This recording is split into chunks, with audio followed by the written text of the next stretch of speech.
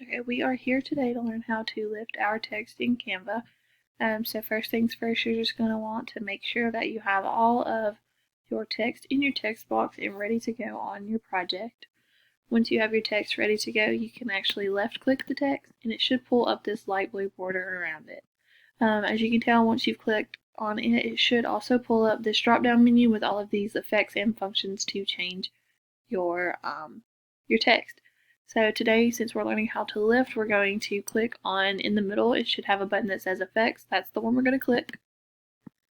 Clicking effects pulls up all of these different functions that you can do to your text, such as shadow, splice, neon, and etc. Today we're going to do a simple Go Chargers lift, so we are going to click on lift.